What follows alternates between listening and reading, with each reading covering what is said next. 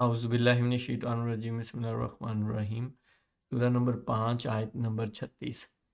ان الذین کفروا لو ان لهم ما فی الارض جميعا ومثلہ معہ لیفتدوا به من عذاب یوم القیامت ما تقبل منہم ولہم عذاب علیم۔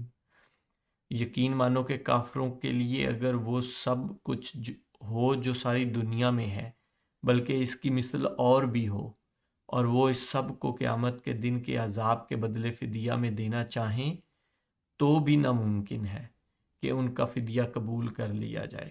ان کے لیے تو دردناک عذاب ہی ہے۔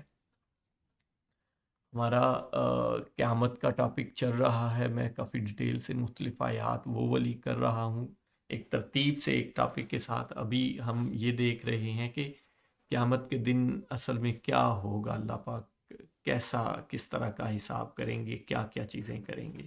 تو اس میں کافی ساری چیزیں ہم نے پیچھے بھی دیکھی ہیں۔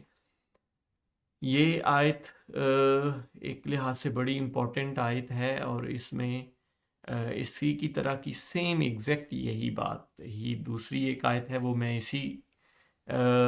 اسی ویڈیو کی ڈسکرپشن میں دے دوں گا، اس پہ علیحدہ ویڈیو بنانے کی ضرورت نہیں ہے، وہ ایک اسی ٹاپک کے ریلیٹڈ ایک دوسری پہ بنا لیں گے۔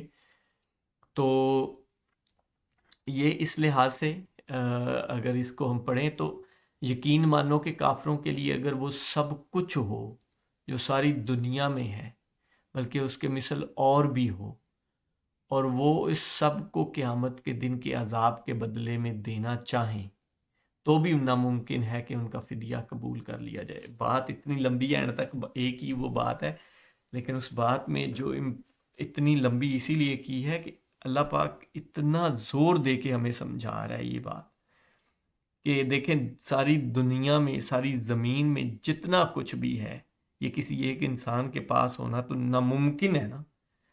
تو اللہ پاک اسی طرف دھیان دلا رہے ہیں کہ یہ سب کچھ ہو بھی اگر، جو کہ ناممکن ہے، ہماری اس دنیا کے جو رولز ہیں یا جن قواعد پہ یہ چلتی ہے، اس کے مطابق ایک انسان کے پاس یہ سب ہونا ناممکن ہے، اور اللہ پاک اس کو مزید واضح کرنے کے لیے، مزید اور زور دینے کے لیے ہمیں اس میں بھی اضافہ کریں کہ اس جیسا ایک اور مینز جو اس دنیا میں اتنا کچھ ہے، سب کچھ اس سے بھی ڈبل ہو، تو پھر بھی وہ سب ایک انسان کے پاس ہو، اور قیامت کے عذاب کے دن جب اس کو عذاب کا فیصلہ سنا دیا جائے، تو اس کے بدلے کے فدیے میں اگر وہ یہ سب کچھ دینا چاہے نا، تو بھی ناممکن ہے کہ اس کا فدیہ قبول کیا جائے۔ مینز جو اس کا عذاب کا فیصلہ ہو جانا ہے، اس کے بعد وہ اتنی بڑی صرف سمجھانے کے لیے ہے کہ وہ جو مرضی دے اس کا کچھ بھی قبول نہیں ہوگا وہ عذاب۔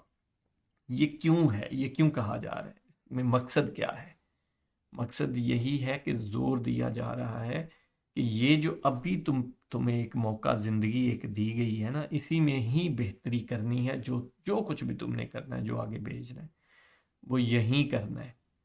یہاں کا ختم ہو گیا تو پھر یہ نہیں ہو سکتا کہ وہاں جا کے شاید کچھ ایسا چینج ہو جائے یا کچھ بھی۔ ان کے لیے تو دردناک عذاب ہی ہے کہ جو ادھر کافر، پہلے تو یہاں کافر پہ غور کرنا چاہیے۔ کافر کون ہے؟ کافروں کے لیے یہ کہا جا رہا ہے کہ ان کے لیے تو دردناک عذاب ہی ہے۔ کافر کون ہوتے ہیں؟ کافر وہ ہوتا ہے جو جانتے بوجھتے ہوئے، یہ ضروری ہے کہ جو مینز انٹینشنز کے ساتھ، انٹینشنلی، جانتے بوجھتے ہوئے اللہ پاک کا انکار کرے، حقیقت کا انکار کرے۔ حقیقت کیا ہے؟ حقیقت تو ایک ہی ہے، ہدایت اور حقیقت اور حق بات تو صرف ایک ہی ہے۔ حق بات آپ دیکھ لیں پوری قرآن پاک میں، وہ اللہ پاک اپنے لیے یا قیامت کے لیے بھی یوز کرتا ہے کہ قیامت جو ہے وہ حق بات ہے، وہ تو حق ہے، وہ تو سچی ہے، وہ تو ہونی ہونی ہے، اور اپنے لیے بھی کہ وہ تو اللہ پاک کے لیے جو انکار کرتا ہے جانتے بوجھتے ہوئے، وہ کافر ہوتا ہے، تو اس کا عذاب نہیں ٹل سکتا۔ باقی جو بیچ کے چھوٹے موٹے گناہ ہیں، آپ نے اللہ پہ ایمان لائے، سارا کچھ ہے، ٹھیک ہے، چھوٹے موٹے گناہ ہوتے رہتے ہیں، اللہ معاف کرنے والا ہے۔ جزاک اللہ خیر۔